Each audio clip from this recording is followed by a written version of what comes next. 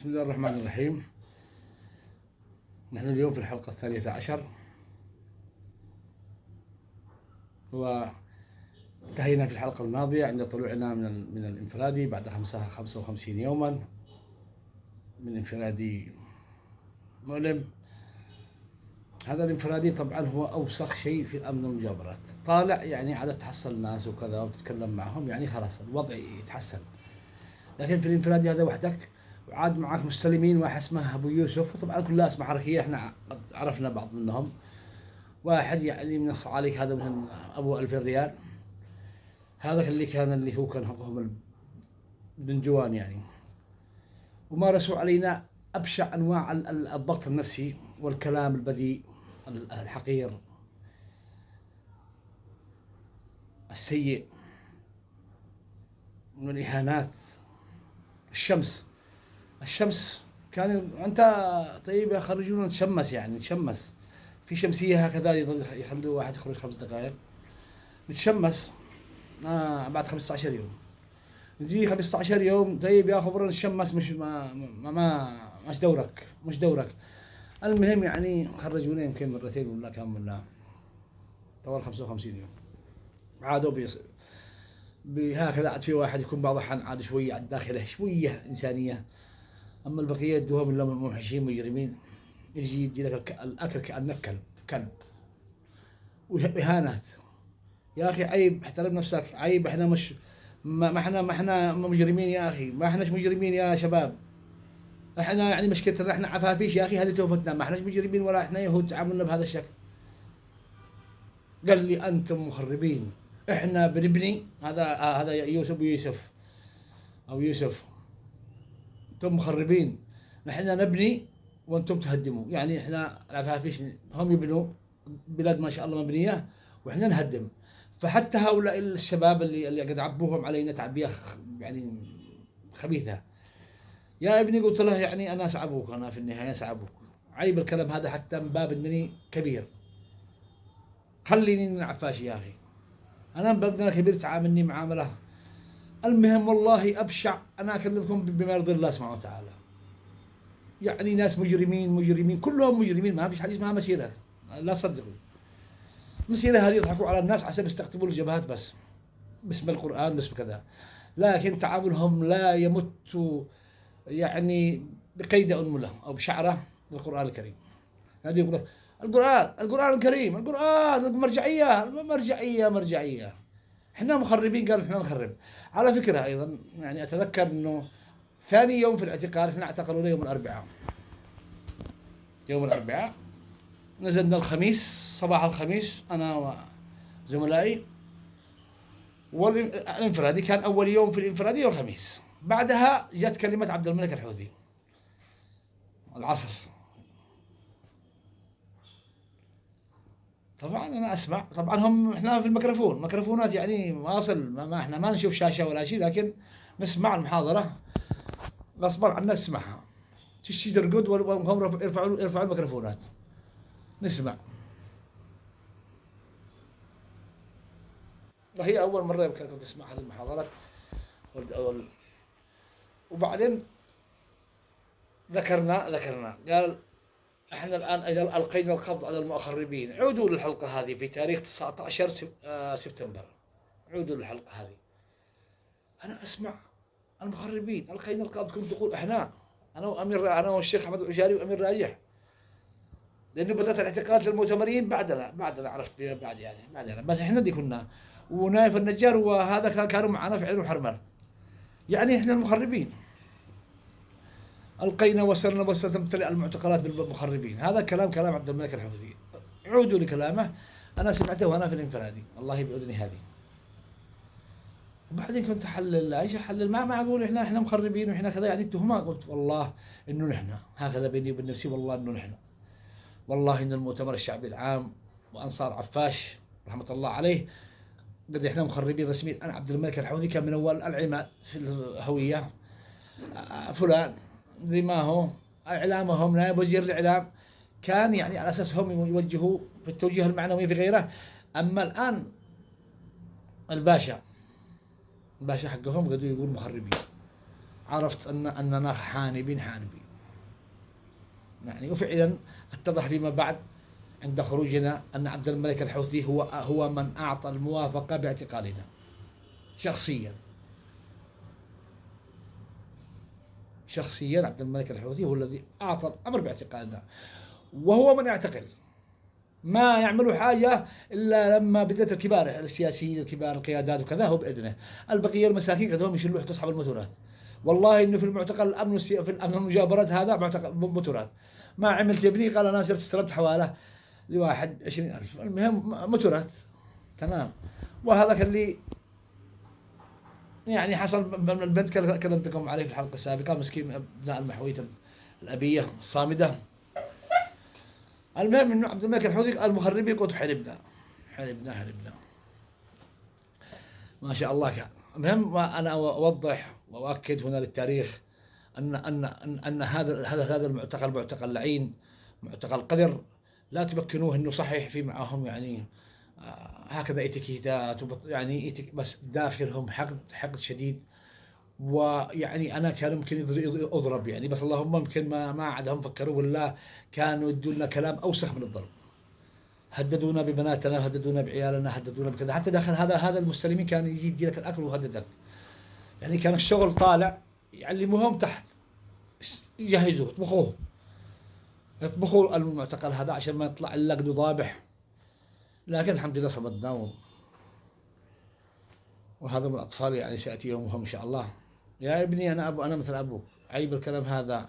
كان واحد في الزنزانه الانفرادي يقول لهم يعني جنبي، يقول لهم عيب يا جماعه الدكتور يعني هؤلاء المخربين. نحن المخربين خرب الوطن. هم صلحوا الوطن. الوطن سابر. ميتوا الناس جوع، اهلكوا الناس، هتكوا اراضنا، اقتحموا بيوتنا، اعتقلوا رجالنا، وبعدهم صلحوا. احنا مخربين. ما مخربين. السلطه بيد من بيد صادق بن ابو راس ولا بيد عبد الملك الحوثي؟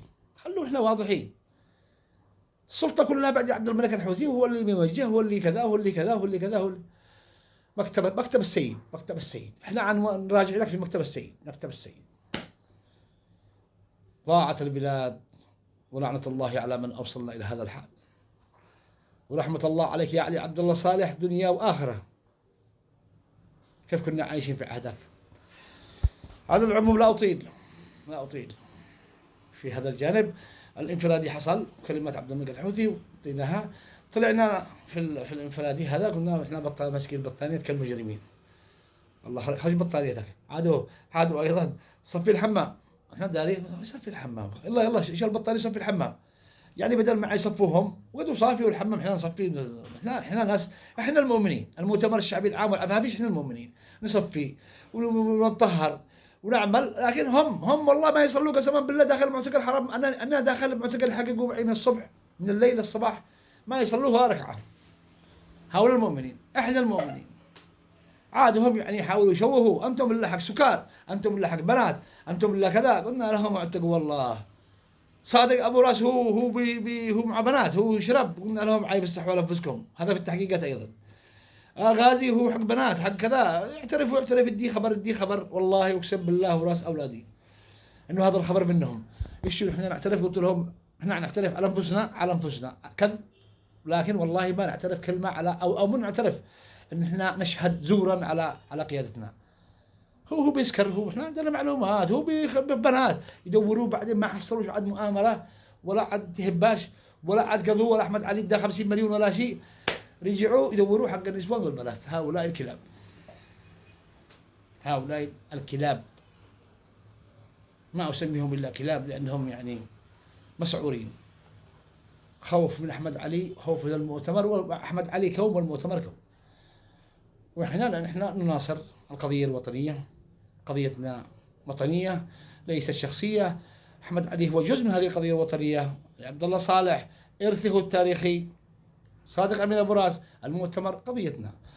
احنا ما كنا مستعدين ندخل المعتقل من اجل مساله شخصيه. احنا نظن ان الوطن وهؤلاء رموز وطن. المهم طلعنا وزعونا في العنابر. عرفت بعدين انه امين في جيم 2 يمكن. لا جيم 2 نايف النجار.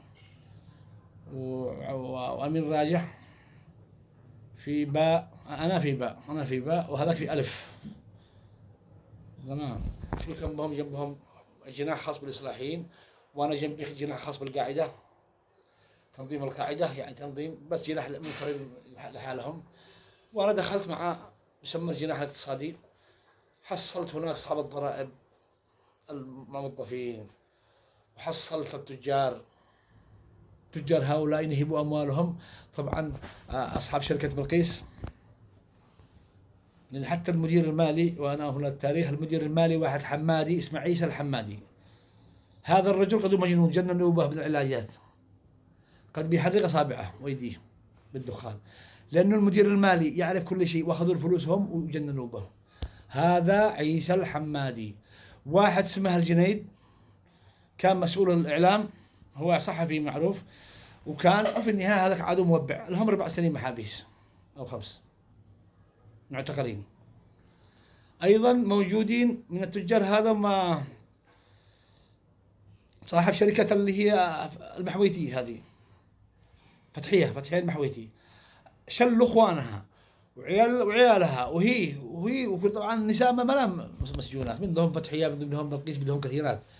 حتى واحد اختلفوا هو مرته، صار شلها يعني مرته ما رضوا اهلها يردوها لعنده، توعد وياها. هم هذه طبعا من له علاقات مع ابناء صعده، سادة اليوم، يعني شوهوا بصعده واهلها، ويعتقلوه هو مرته.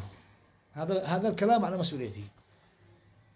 هم الان لما كنت انا هناك في لحد شهر يناير هم موجودين في المعتقل، هو مرته شلوه، ما دخلهم قضيه، شلوه اسريه بس لانه استخدام سلطه. الشيء يربي هذاك الشر بنته. هؤلاء قالوا المؤمنين ما بالله يشيلوا الاثنين، هي شلوا الاثنين. طبعا هي كلها زلط وكلها وساطات، كلها كذا، لا صدقوا.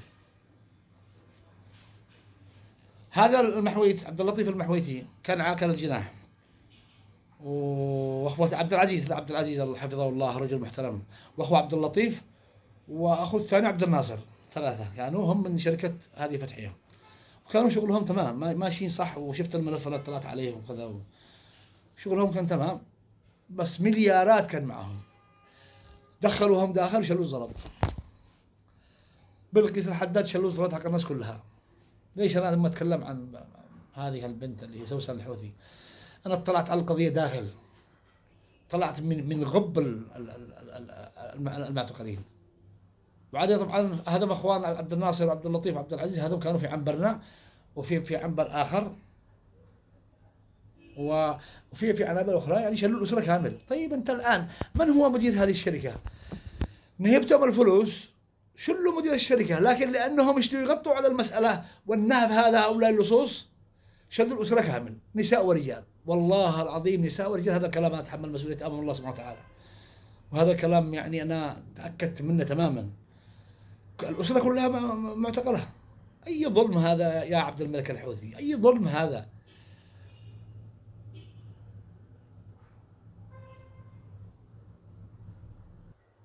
نعم. في ايضا اللهم صل وسلم وبارك عليه من المعتقلين، هذا في الجانب الاقتصادي، التجار الكبار اصحاب المليارات. في ايضا واحد اسمه الربوعي، وصاحب رحب هذاك اسمه، اللهم صل وسلم، انا كتبتهم في صنعاء، رجع اتذكر اسمه واذكره في حلقه ثانيه. هذول كانوا خذوا كان في وزاره الدفاع، هذا وزاره الدفاع، ما يسمى وزاره الدفاع، تدي لهم فلوس. هم كانوا هذاك تأصرنا في الربوعي، وهذاك الثاني تاجر، والله ما اتذكر اسمه الان. المهم انه هؤلاء معتقلين كانوا مليارات. وزاره الدفاع يعني قدمتهم 48 مليار في 2000، ايام ما ادوا هذيك الكروت اللي هي اللي هي تاخذ بها من السوبر ماركت وكذا، السلعيه، نص راتب اللي كانوا سلعيا، دفعت وزاره الدفاع، تخادم بينهم، هم يقولوا ما ادوش العسكر الفلوس، ودوا هذه تخادم عشان يربحوا. في النهايه اختلفوا جميعهم واعتقلوا هذا الربوعي 4 سنين وابنه وكذا، يعني ما يعتقل أسرة واحد. طيب أنا المسؤول يا أخي، أنا الصراف، تعتقل أسرتي ليش؟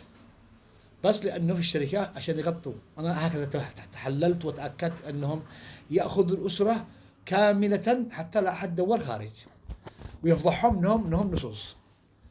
هذه الحكمة. ولا ليش يسحب أسرة بنسائها ورجالها في أمن المخابرات؟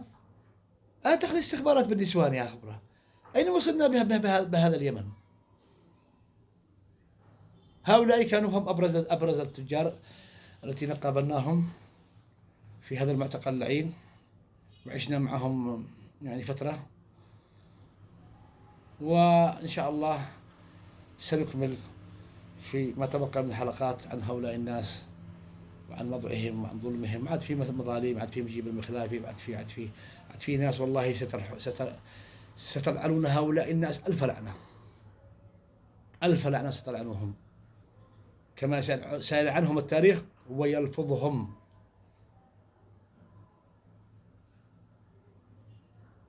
استودعكم الله، السلام عليكم ورحمة الله وبركاته.